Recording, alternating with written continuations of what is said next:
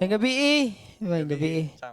Thank you kayo sa pag-anhi. Okay, It's Region. it's a pleasure to be, graced by the Anton Gabila. Oh my God. Si Anton DI is working sa DTI. Muna siya akong tuyo unta to talk about what the government, specifically DTI is doing to help the masses like me. So, what does DTI do? Ah, yes. Duha man gud ang ginabuhat sa DTI, no? Though ilado mi sa pag-monitor og mga presyo sa mga goods, basic and prime commodities nato. But the other side, which I believe most people wala kakita pa, is katong side na motabang og businesses. So duha siya. Naga-protectar mi og consumers and nagatabang og mga businesses. And kining side sa pagtabang sa businesses are medyo daghan-daghan tang initiatives diha. Whenever na industry, evidence na siya by kung naatay roadmap for the country, naa diha pod si DTI. So for example, there's a roadmap for abaka, there's a roadmap for bamboo, there's a roadmap for coffee, and then karon recently pinakabag-o is kanang sa creatives. Eh, So na-add gud siya, acknowledge na gud si Philippine government nato nga ang creative sector ang ngayong tabangan because it was seen nga I think in any industry na ay role si creative sector. So when we say kung sa coffee, well, the creative sector is helping dito in terms of sa packaging design, sa logo, sa IP, intellectual property, sa logos, branding, etc. So, musulti po kag bamboo, it's the same. The design siguro sa kuan, creatives man Japan na, or creators. So, naa siya sa kada industry and that's why gitan-aw siya karon nga angayng tabangan. And so si DTI naa siya diha not just in helping mga consumers or protecting consumers, pero naapod siya in helping mga businesses is grow and flourish. unsay diri sa ta sa pagkana ganing pag-monitor sa mga presyo. Tanan bang presyo gina-monitor sa DTI or naay siya limitation? Yes. Good that you ask, no. Si DTI kay mag-monitor siya prices of goods na nakabutang dito sa Price Act. So there's actually a Price Act, balaod na siya. And there are only certain items na tan-awon lang pod sa DTI and certain products nga kami ang gabantay kay si DA na pod siya role in that. Si DA DOH is na pod siya agriculture agriculture. and si Department of Health na apod. So, one thing to understand is na kita sa Philippines, kuanta, free market. So when we say free market, ang mga presyo sa mga goods, they are determined depende sa demand for it and of course sa supply pod. So ang nagabuot actually sa presyo is ang mga tao pod kay kung mapalit sila ana, mga ginahanglan sila ato, the more mo saka si price. But for the basic and prime commodities, these are goods nga determined sa gobyerno nga without this, dili mabuhi ang tao. Kato siya mo monitor nato. So such that iyahang price makontrol, mabuhi ra sila when they buy it from the supermarkets and the groceries. But aside from that, things like the laptop, maybe the microphones or the things na adre sulod, kana mangin ana nga mga butang that are dili na siya basic commodities or dili basic needs, wala na siya gi-monitor kay free market man ta. Mm. So, issue kaning sibuyas ron. Ang sibuyas is under DA or under ninyo or both? Yes. Si DA, covered na nila ang kuan, sibuyas per balaod. Although si DTI man god is siya ang head sa Price Coordinating Council in the national level. So that's the reason nga nung kita pig-atasan na monitor sa price by our president. So when it was given, the order was given, syempre ni monitor ta, ni tabang, medyo anad mang good pod si DTI in monitoring prices of goods. And of course, kung ay nag-violate ana, ang naari power of authority to issue notices of violation is the Department of Agriculture. Kaya naman na sakop pa na sa ilaha. So, ayaw niyo basula ang DTI, guys. Wala sila sa joke. So, ang akong usa sa ganahan ni mo no kay nagkatrabaho naman ta before is bahig kay kang pagkatao sa akong pananaw. I don't know if mo pa ni pananaw sa uban but is it the reason why you are there's first of all, let's discuss siguro na lang kung sa imong trabaho, what do you Mm-mm. do sa DTI? Yes. Sa DTI is, ano man good, there are several industries, no, as I mentioned kanina. And each industry na ay magtutok, ana, kay kung walay mo tutok, most likely walay mga events or activities mahitabo. So specifically in DTI, I'm handling ang wearables and home styles, and that covers three subsectors, which includes furniture and furnishings, apil po diha ang fashion accessories, and of course ang gifts, decors, and housewares. So kana siya tulo may under sa wearables and home styles industry. And then added to that is the creative industry na bago, and another is ang startups and the Go Digital program.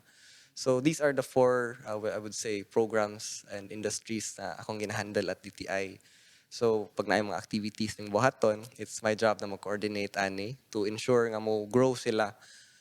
Not necessarily si DTI do mo conduct, but most of these activities actually and events among ginabuhat by collaborating with mga creatives mismo and also mga katong leaders in the industry na to help those mga, I would say, young brothers. So masyag big brother, small brother approach. So kana siya akong work at DTI, but that's my current designation at DTI. But prior to that, nagsugod ko sa DTI as a business counselor. I worked at Canlaon City in year 2016. So dito akong first assignment. So I got to work po lahi po to with the farmers. We all know Canlaon City is ang marasyag vegetable basket of the province. So dito ako nagsugod. And eventually, I worked my way and nakitaan siguro maybe Powers. talent. Powers. O na ako'y affinity man good to creatives. So eventually na abot good sa ako ang kuan. Exactly that kay most of the time kung magkita ganita, ambot na bantayan na po na ako, it's either you are facing a creative, helping a creative, or you're doing something appeal ang creative jud ba most of the time.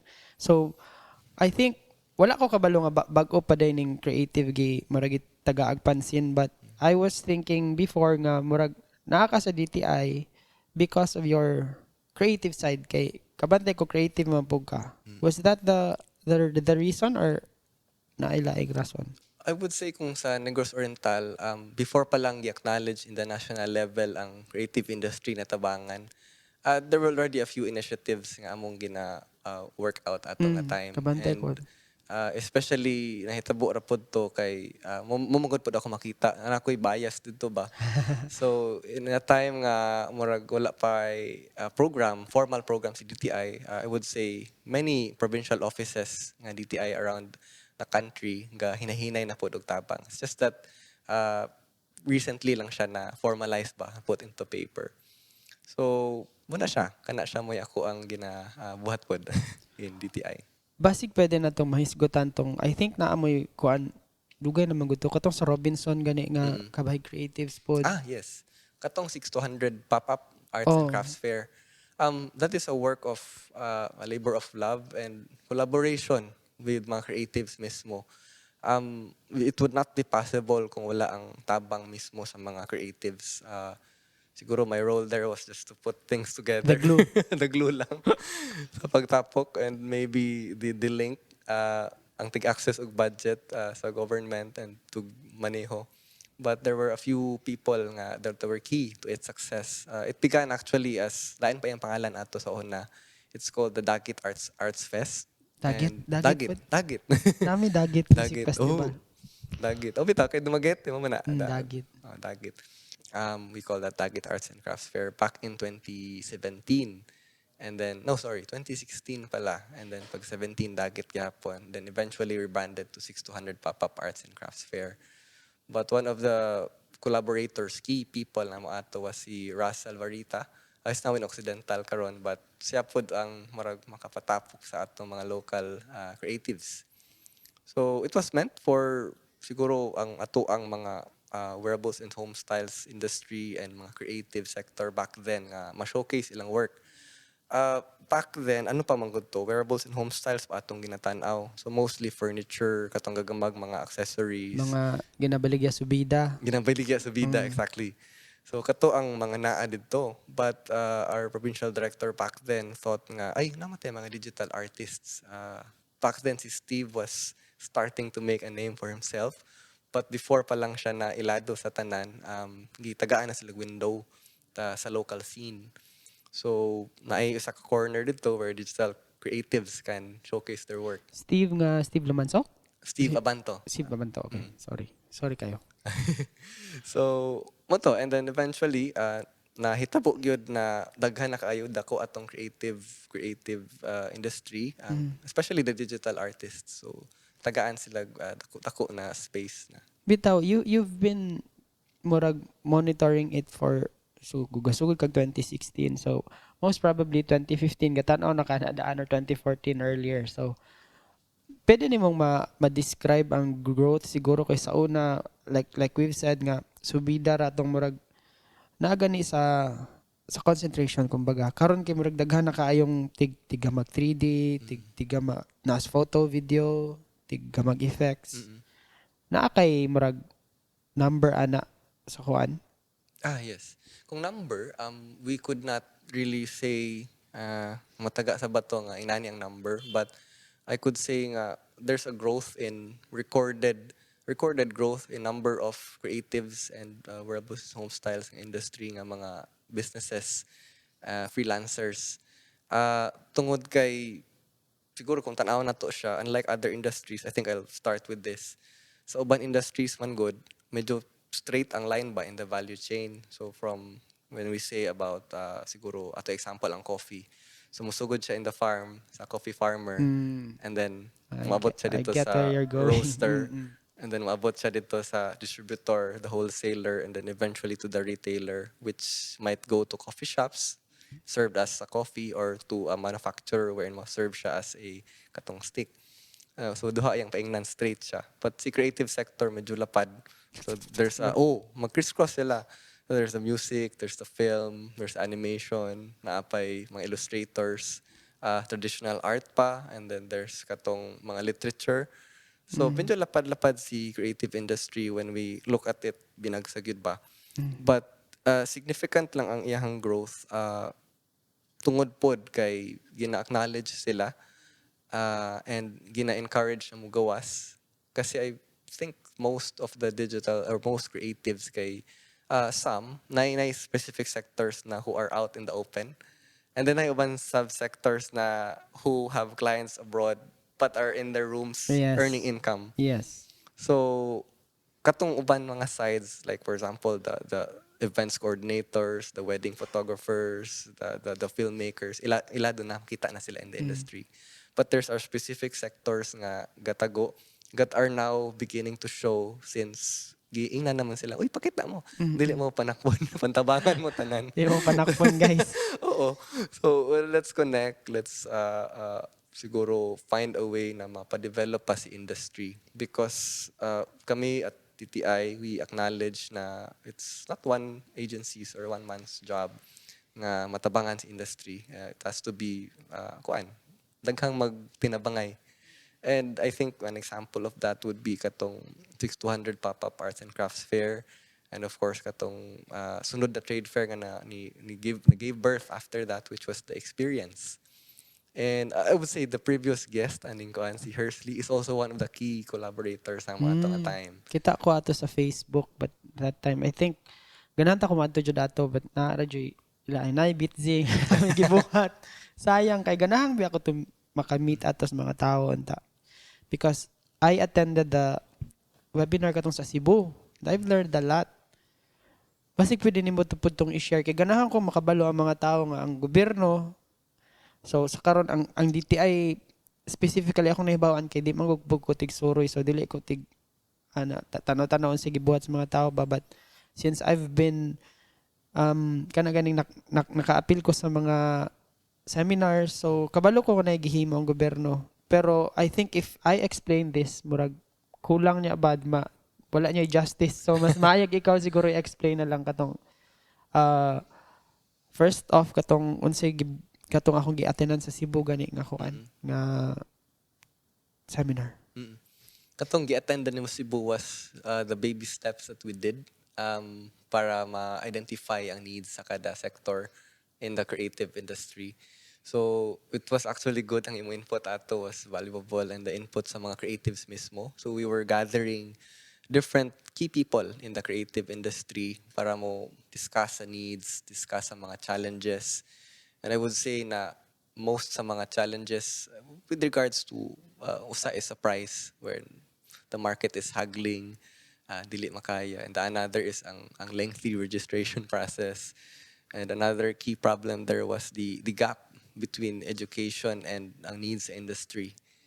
So, mo to yung mga top three needs nga nakuha dito.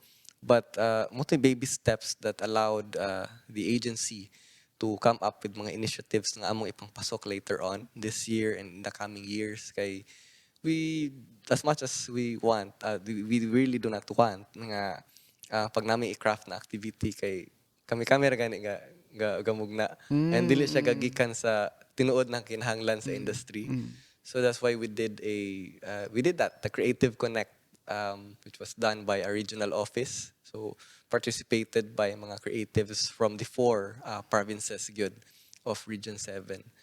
So that's one initiative, and of course after that ni hinay-hinay nagawas tong atong mga creative conferences in the the IO Dumaguete and the IO Cebu nga leg, where we gathered different subsectors sa creative industry.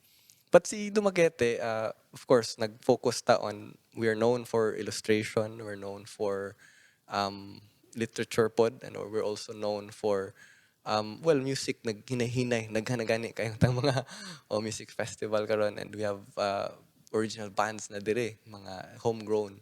So, diha ta known for, diha ang mga rising industries ba nga gatubo. So we could expect nga ang mga sunod na mga interventions would be geared towards helping those industries or sectors develop. I see. So nana jay mga plano day ana. Na ano? Definitely na. Can we share? Dili pa pwede share. Yes. So for this year actually makita man nato no nga daghan sa mga industries kay medyo lapad siya. So as much as we Grabe want kay scope. the graphic scope, we have to focus on a few. And siguro key diri ang collaboration sa atong creative industry mismo kay para sa ilagikan. So we wanted to do but it's not yet done ang deal kay we have to do I the understand. first. Pero one of the plans is to really do a monthly I would say siguro something like this nga wherein we can interview a creative. Siguro we can collaborate in the future.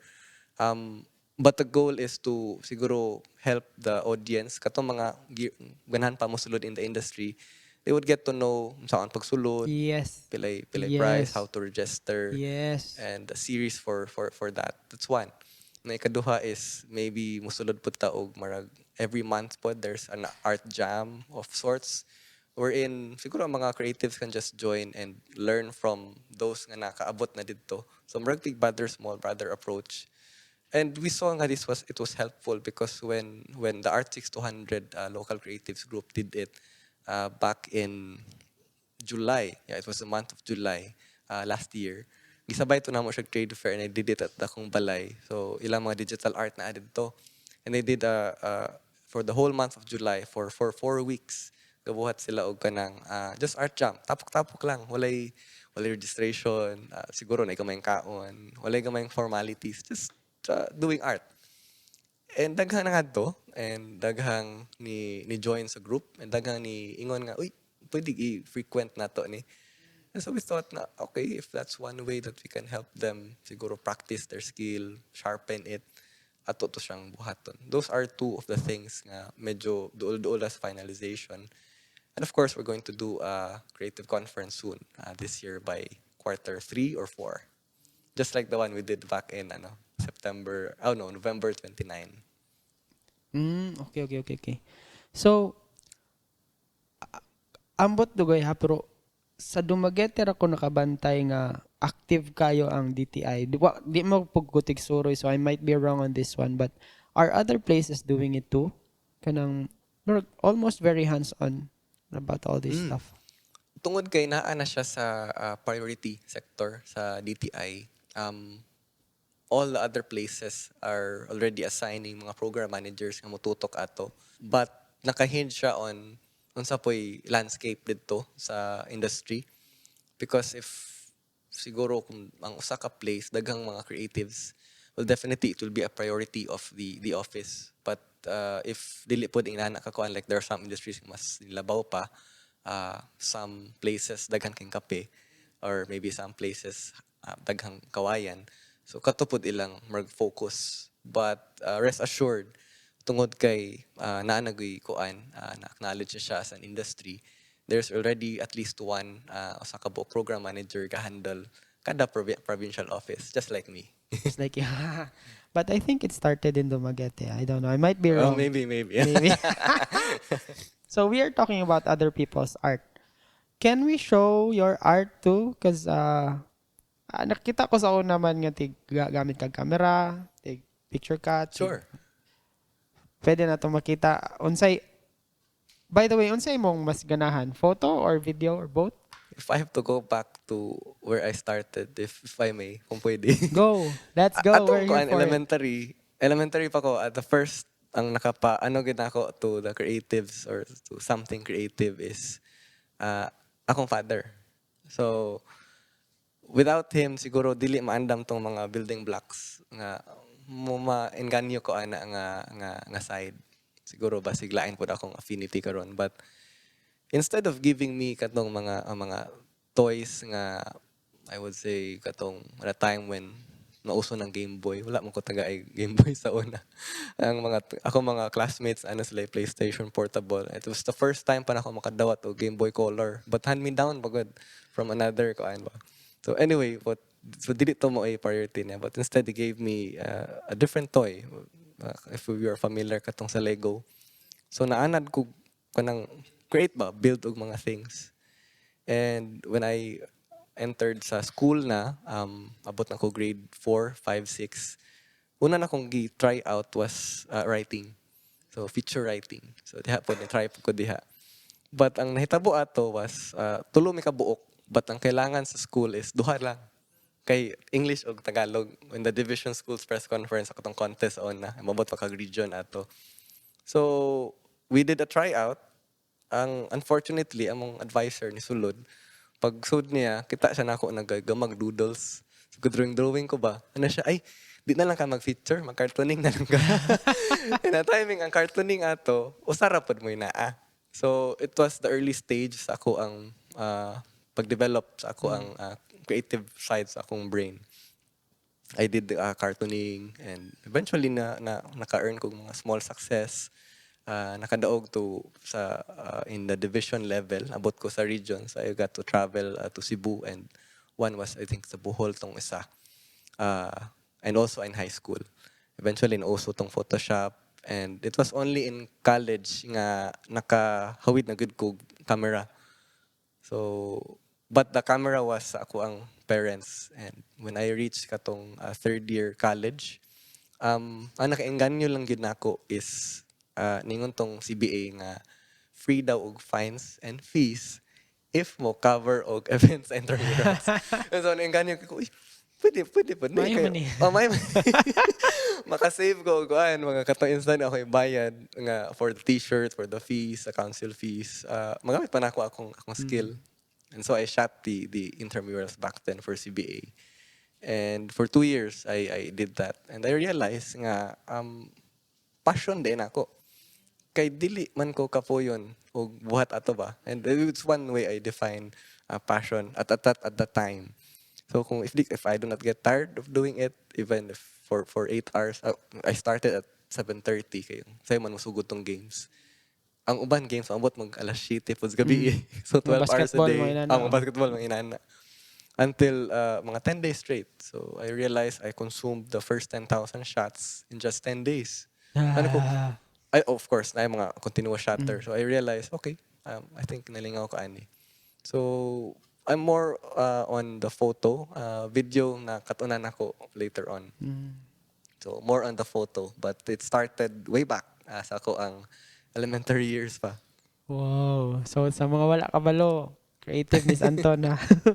But I think majority of what you're doing right now is talking. Talking is also an art, specifically Mm. when when you are trying to make sense. Mm. Okay na may kabalong mo storya but it doesn't make sense. But Mm. talking nga making sense at the same time is also an art. Would you agree? Or, I would.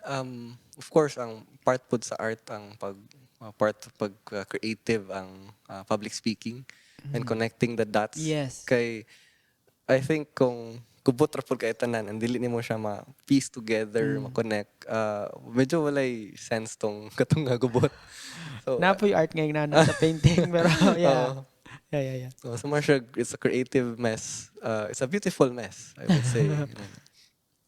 Dayon, usahay mo gud mo plan magud ta sometimes for a very long time. Mm. Kani pagtrabaho nimo sa gobyerno, was it part of your plan when you were younger? When I was young, one of the things nga, it's a crazy dream. Siyempre pag bata tala, mauso ba natong dreams po, no? But atong bata pa ko, my father actually shared or used to give me a story, bedtime story na sa ako is King Arthur, mga Merlin, mga Knights of the Round Table, mga inana na peg, mga legends, mga myth, Excalibur, oo. So at that time, since mo to yung gina-feed na ako, my dream back then was to become an archaeologist. Wow. So, and then reality kicked in. Nausob, and then pagka college, accountant gito unta ang Mm. akong ginahon ang iyang gi suggest sa ako. I did not have a clear picture pa of what I wanted to be. But when I was in college, usara gyud ang may tatak and na-learn ako sa college. One is I wanted to help people. So kailangan ko mutabang in whatever way. So be it transforming their lives or be it helping them do better sa kung sa ilang currently ginabuhat, it's mo to siya natanom sa ako. And eventually, the third job na ako si DTI. Una ko ni sulod, so nakakuha ko job at Bohol. I worked there as a property manager. So kami ang handle sa mga property sa Villar Group. So Camila Bohol to Manny among Villar? company, Manny Villar. Villar, okay. So si Camelia Bohol to among ang dito ko nag-work for. So when a client was turn over na ang unit sa iya, kami mag-orient and then kami mo-act as the homeowners association sa time nga wala pa'y homeowners association. Very quickly I got burnt out kay I realized nga dili day tumaong ako ang gipangita ba.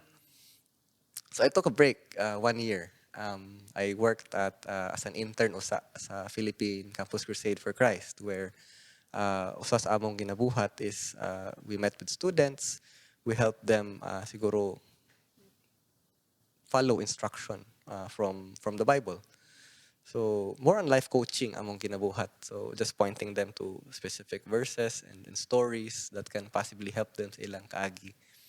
And life in general, not just specifically sa mga pagbuhat o ministry. So after the 1 year, I decided, okay, murag medyo clear na akong ganahan buhaton. Ganahan ko day ko mutabang og tawo. So I prayed and eventually I was led to see the agency, DTI. Kay nangutan ako sa a few friends and one of my friends said, uy, ay opening sa DTI. So kay dito mo siya go work pod.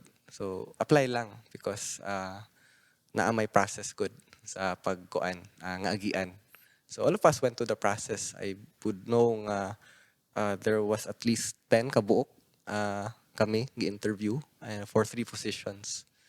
So nasulod ko dito sa DTI. That was in 2016. So dito siya, nahuna-huna na ako nga, okay, sige ako i-try ni. And ito pa lang, the first month, makita na ako nga gitudluan niyo sa pag buhat og business counseling. So helping mga businesses tawag ani develop ilahang mga negosyo, mga practices nila, i-correct ang mga ways nila, pag-separate sa personal expense, sa business expense, Yeah. the basics. In doing that, murag na nihatag sa ako og joy. To the point na even some evenings, I would spend it doing something for work. Kanloon na akong first assignment.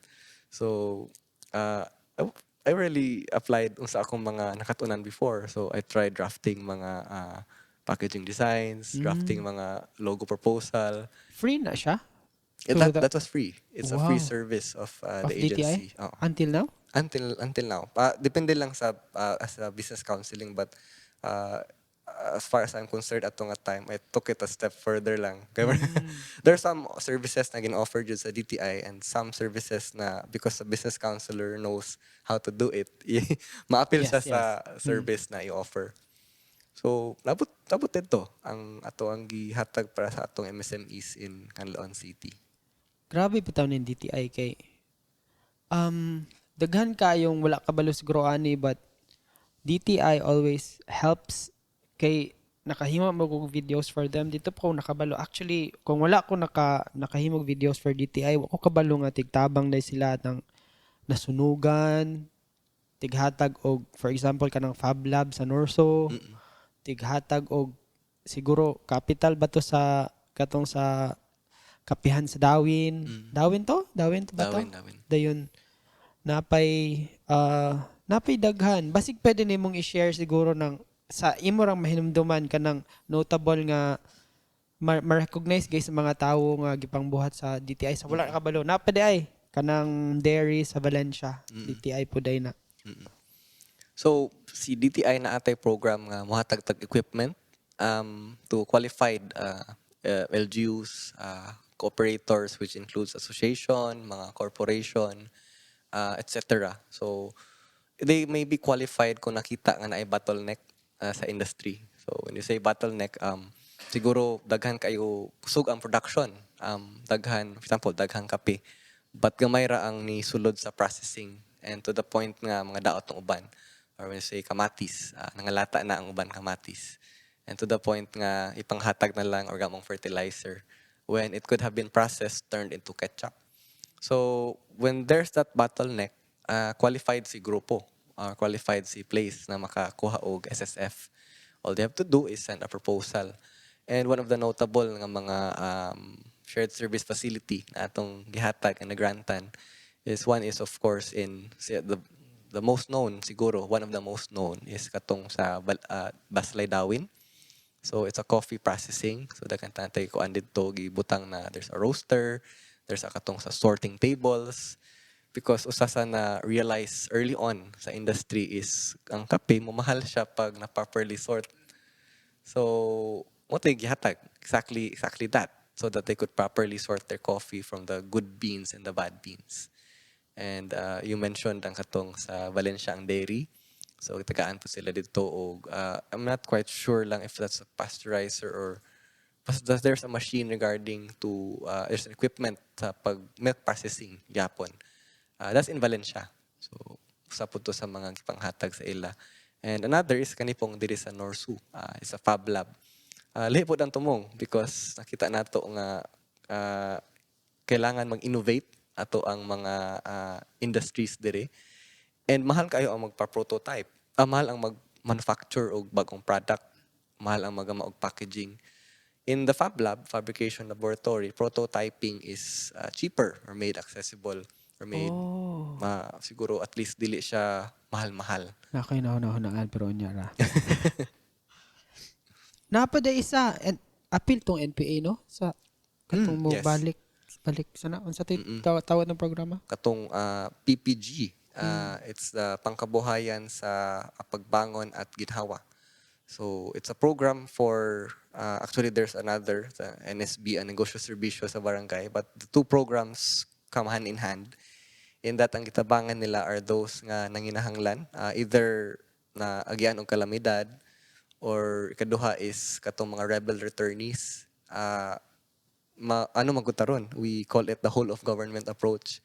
So the army does its job in quashing the rebels, but for those na surrender, ang question man ko dayon is surrender na mi unsa naman meron. So para mas mainganyo sila nga mo balik naay offer gihatag.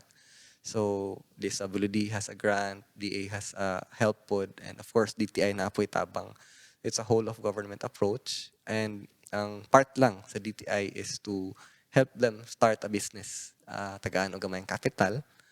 And siguro sa ilang chosen business, some nipili og sari-sari, some nipili og loading, tagaan sila og appropriate na livelihood kit para maka-start sila sa ilahang pagnegosyo. Katupong sa pandemic, daghan kay mong gibuhat ato, and I don't think it mura gani siya nakita enough. So, I think karon ganahan ko siguro since mura man gud naka-realize ko sa atong conversation ron, mura taga-inform sa mga tawo sa gibuhat sa DTI. Daghan pang gibuhat ang gobyerno ha, DTI ra ni atong gi-focus kay taga DTI man si Anton. So, pwede nimong i-share katong I think nangadto ta atong mga lugar-lugar to help. Mm-mm. That was in year 2020. Pag-igo sa pandemic, of course, nagkuan man ta, nag-lockdown. So one of the first gibuhat nato is ni tan-aw ta unsay immediate nga need.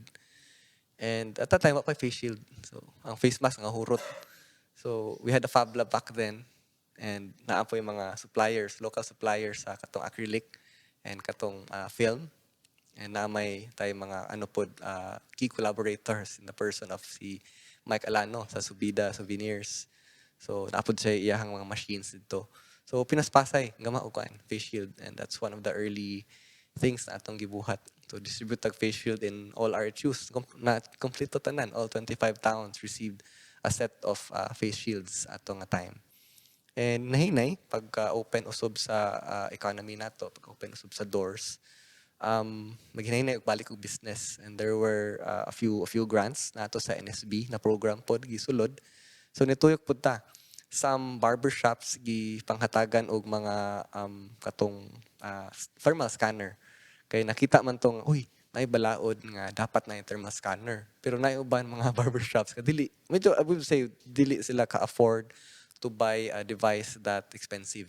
Makapalit man pero bawion nila pila ka buok days or pandemic pag months yun. ba, pandemic pag yun. So, okay, DTI saw that. Sige, atong tagaan so that maka-enforce ta, nga sunod mo ani.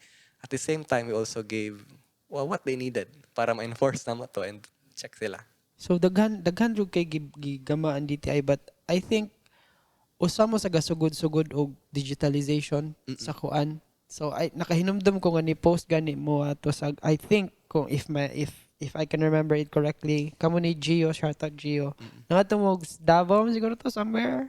Asat but wa na ko kabala sa tong lugar, but kay because of your efforts nga kana ganing murag mi jump then mo to make videos nya kamo mo'y nakitaan nga gahimo ana, so gihimong sample. Again, I'm butchering the story, so I'm gonna let Anton tell the story. Yes. Mao sigurong magdapaw to pas it was a virtual tawag ani virtual event. Nag-train me og counterparts namo in Region 9 na DTI in siguro digitalization and in producing mga videos, etc. But you're right there in the part na marag nagsugod-sugod ni sa pag-digitalization, because during the pandemic usa to sa nakita pod na nipaspas og kalit ang pag-adapt og digital na mga platforms. And I would say digital payment platforms, digital marketing platforms ato na time. So ana mi na okay, since mo ni ang panginahanglan sa mga tawo, why not we offer it formally as part gid sa atong program, as craft something na So this is for comprehensive. this is from Dumaguete, good no, di ba? For the digital program nga gi-craft namo specifically for Dumaguete, it's part of a bigger program. Kay si national office namo, si head office ng DTI na may digitalization program sad. Though kung say applicable in the specific town, dito pud ta murag mangusog. Kay na may ibang towns na pod murag dili applicable pa ni siya nga mga initiatives, but there are some towns na ready na kaayo.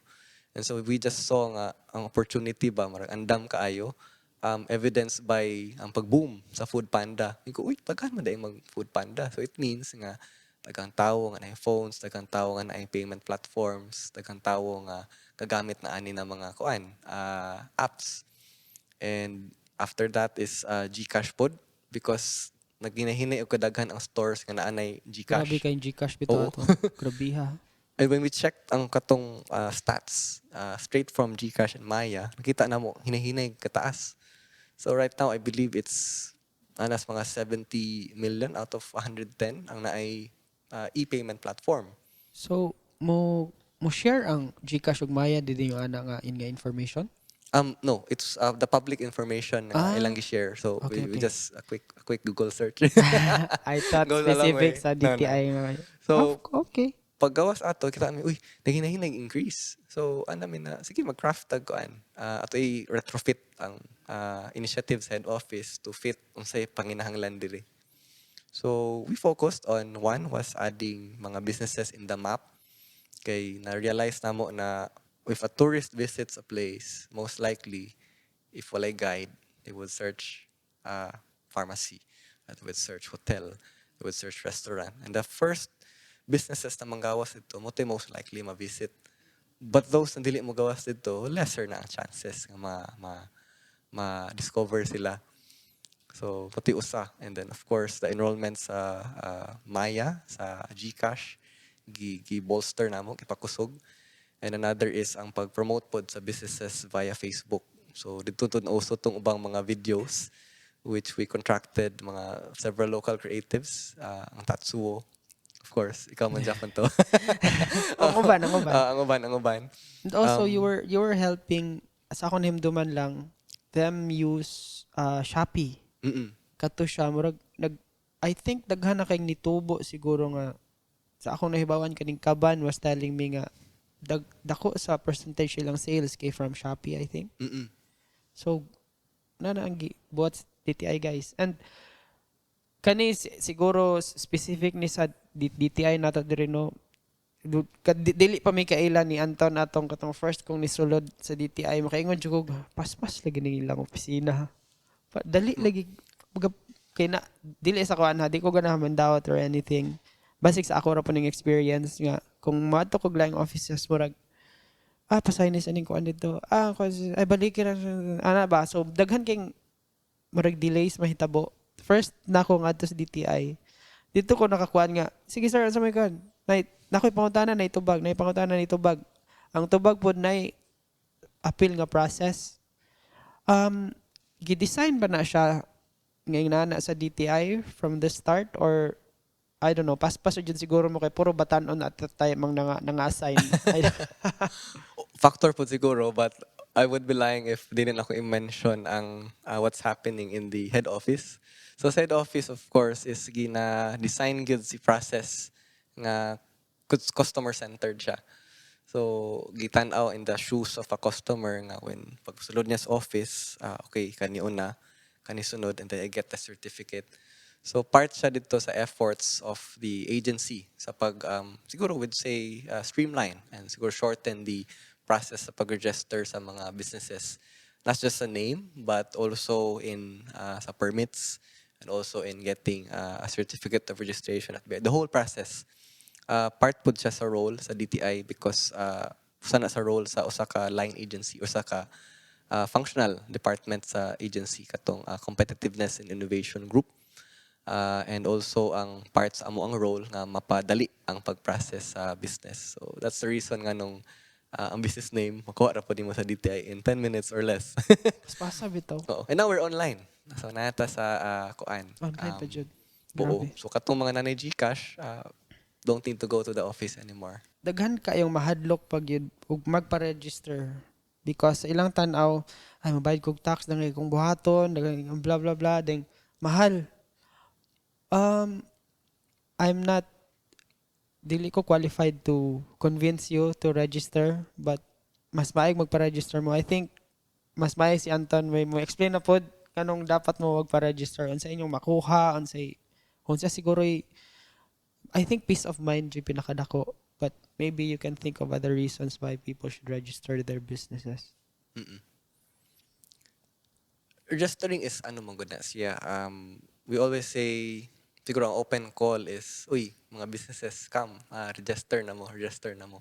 But dili gud na pugngan nga there are some entities nga dili sa sila mo register because they wanna test their waters.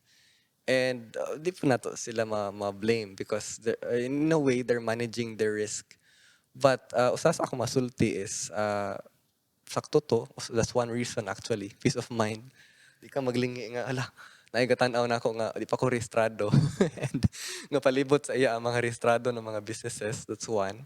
But another is there are services and programs nga dili ma-access sa usa ka business nga dili pa rehistrado or by individuals nga operate like a business but ga iyang formal personality, iyang legal personality is as an individual lang. So na mga programa nga dili niya ma-access, and one such program is katong shared service facility where matagaan siya equipment if there's a bottleneck, which is given only to registered businesses nga nag-operate for at least a year. Of course, di pud sa maka-loan og dako-dako nga mabuog interest if dili siya registered business. Dako-dako mag-interest di personal loan. Whereas kung ato siya business loan, he may access some packages from other MFIs and maybe even the government pod na amang punta sa Land Bank and sa SB Corp. Programs like mga trainings, mga siguro programs nga mo increase ilang market awareness for their business. Dili po nila ma-access if dili pa sila fully registered. Sending siguro mga businesses to international conferences, to international trade fairs, to national trade fairs lang po, or maybe even regional trade fairs. These are open only to mga registered or those in the formal sector. So I believe if I would show mention and if ang usa ka negosyante makakita lang siya sa mga benefits, mga programs nga ma-access niya kung rehistrado siya, I think no one would say di ko mo register. But valid pod si fear nila, but usa lang ako masulti nga if registered gid ka, complete ka og documents, truthful nimong pagka-declare tanan, I would not see any problem nga nung mahimo siyang hindrance na noon. Mahimo noon siyang problem kung dili siya mo register or di siya mo go in the formal sector. Daghan naman day no. So I think before pandemic daghan kaayong karon gani gihapon. Daghan kayong freelance photo and video nga wala jud ka pa register. I mean, di ko gana manghilabot. But I think siguro kung naara joy body ato nga ga-register, I think daghan kayong natabangan ato specifically kung katong pag ayuda na hitabo. So kung naa siguro grupo nga murag ni organize nakahuna-huna ra ko ron ba kung naa siguro ni organize, so naatay body nga ni handle ato ni tabang sa mga basta, so huna-huna ra kana siya. So daghan jud kaayo di ay naay kaning uban kabalo nako, naay uban nga karon pa ko kabalo. So thank you kaayo sa kuan sa information na akong nakuha ron. Balik ta sa creatives kay creative bias ko dihang Davida kay diha magugogikan kuan unsay ilahang ma-expect this year. Kabalo ko nga siguro say tawag ani daghang since na recognize naman ang creative, so I think daghang plano na nakahisgot naman si Anton ganayan sa mga plano, but as a creative unsay iyang ma-expect from DTI siguro bisag this year lang usa. If this year is usa sa mga plans, aside atong two I mentioned earlier, katong mga art jams once every month, and then katong mga talks like this nga exploring saon pag formalize, saon pag register the things that they should na mga creative 101. Aside from those two, naapod tayo put together na we would say we wanted to put a directory on sa tanan ba. That happens in sa wearables and home styles industry o sa creative industry pod, wherein ang picture is okay pag nangita ka, for example if there's one resort nga nangita og makagama og we'd say mats, naaray isa ka portfolio that we can show, okay, this group can make this group is capable of making this, and immediately kami as a program manager we can easily pitch diri sa mga businesses nga uy kani sila kaya nilang gamon inong kinahanglan. And we wanted to do that also for the creative industry. putting together some sort of directory. But how to do that, amo pa siyang determine. But it would be nice. That's one of the nice to haves this year. So kung na mga gusto mo collaborate, shout out diha. Create, Knock collaborate, you. elevate. Biti na. Bitsin na. So, kana mo yung usa sa mga i-expect. Aside from the creative conference na mahitabo every November. So, kana siya. It would be nice kay dali maka-connect ba. Mumanggod ang key nato sa kana nga mga businesses diri nga ma-connect sila to established buyers. So, syempre nahitabo naman na kanang mga their products are being bought by individuals. But kung business na magud ang mobile, medyo binulto magud na siya. So kung we say kung mats sa ka hotel, minimum ana ko an gid na siya, makakuha na siya 20. Depende kung pilay tables iyahang naa sa iyang restaurant. Same for resorts. And of course, kung when we say sa creative industry pod, it's similar. Lahi gyud ka deal si business than si kuan individual. Though we encourage individual, pero kana mo captured market na gamay medyo sa mga nasa creative industry. So we wanted to help them link na pod to business na sad. Mo po ni ganahan ako sa DTI kay high-tech sila. Daghan kayong gipanggamit nga current technology gani nga kanang bago pa nang gawas para atong mga gipang offer sa cloud. Basig pwede nimo nang ma-enumerate sa inyong gipanggamit nga mga high-tech para namong dili kayo high-tech. High tech marag ano man siguro most common tools nga ano. Though Pero I think you are utilizing kanang paggawa sa Zoom. Zoom din tanan. yes, oo. Paggawa sa katong unsa pa man pag-register ninyo sa GCash, Mm. Paymaya, sa mga Lazada, mga inana murag so Mm. murag ganig I think sa mga tao po nga gatrabaho dito, murag aware sila sa technology Mm. and I think you mentioned earlier nga kung appeal sa imuhang talent, murag i-appeal na lang po sa service ana Yes, gani. yes. Basig imong makuan ng mga gipanggamit ninyo nga Oo. cloud siguro unsa na inyong gipangkuan. Kuan siya kanang you are right in that when you mentioned nga murag kung talent to siya sa person, ma-appeal siya dito sa kuan sa offer for sa agency. And that happens because naman gud ta sa public service. So when we go in public service, for me at least, but also for my companions sa opisina, most, if not all, I would say all na siguro, kami tanan. The idea is when you go in public service, you go there offering the entire you. So in my case, since na ako'y skill in using some digital tools, na ako'y abilidad in planning, in create, ako'y know-how and creatives, na ako'y network. Our goal of this is we offer dito, mapunta gud siya dito. And that's the idea of being in public service, which is nice to have for all government employees. Imagine kung naatanan anak nga kuan ba. It's being passionate ug it's being pag-offer nimo og love sa imong country nga serbisyo gud ni hatag nato tanan. But sa mga tools nga atong gigamit, daghan mo kong batan-on. At least here in DTI Negros Oriental, and daghan na po dito sa Bohol and in Cebu. And tungod kay nakadaghan ang batan-on, pag naay mga batan-on na kabalo ato mga tools, ma-apply namo siya, magamit namo. So some of the tools nga we use, isigi ko namong i-propose pag namin makitang bago, among ay gamiton nato na. So of course, si Zoom. So sa meetings, sa time nga katong nag-pandemic, di man ta makamit face to face, gigamit nato si Zoom. And we bought nag-subscribe ta og katong pro version kay para magamit siya, makakonducta and then iuso tong webinars hantod naabot tong point pod nga na full ano pod tag webinars. So gi-utilize ato siya maayo taman sa taman hantod sa mabalo na ang mga tawo mag-crave na pod og face to face. Ato na pod taron. So karon naghinay tag face to face. Some of the other tools we also use Todoist, Google Calendar and Notion to manage our schedules and projects. And of course, for payment platforms, atong gitabangan si MSME o GCash and Maya, among others, because there are some platforms pod nga not among the big two, such as katong EasyPay, among a few, and uban pa.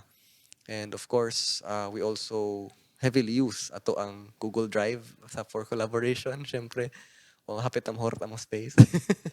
And then ang OneDrive pod, Microsoft 365, among other tools. And daghan pa. So sa pag online meetings, you also use Jamboard o katong most other collaboration tools.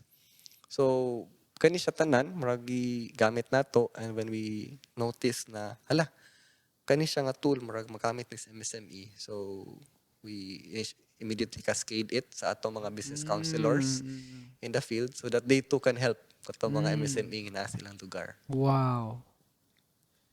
Wow. Kuyawa, no?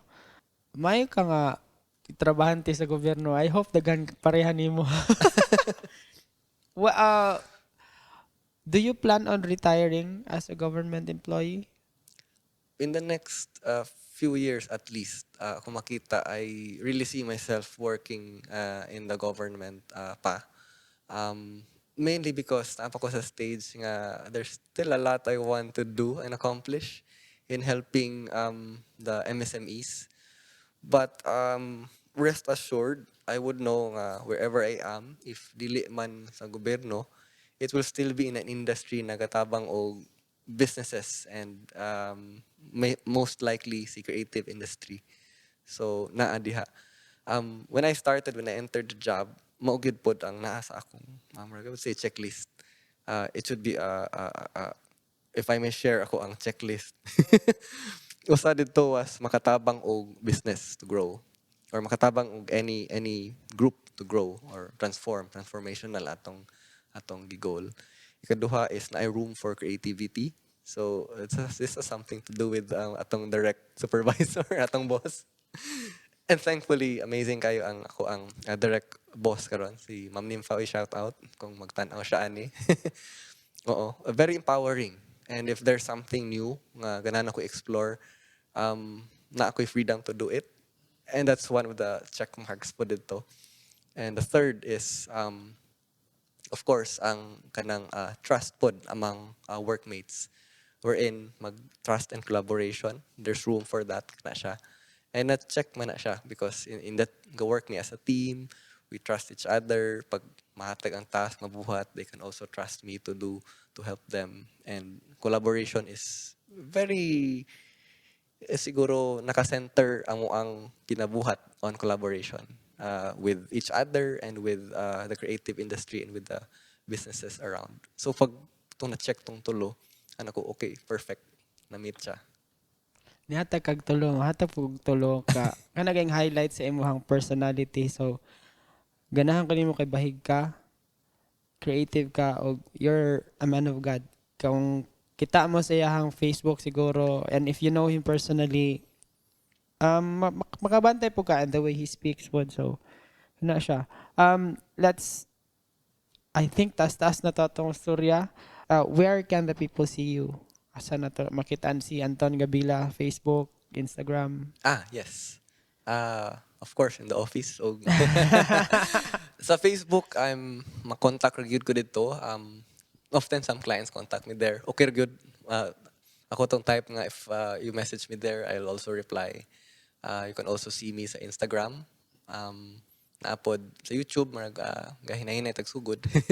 But most likely, if people want to contact me, either they do it in Facebook or they do it in Instagram, or you can also visit the office or send me an email at antongabila@dti.gov.ph. Thank you kayo for coming. We appreciate you. And I hope di ka mag-usab. Sige rin akong kagtabang mga Salamat tao. kayo. Thank you.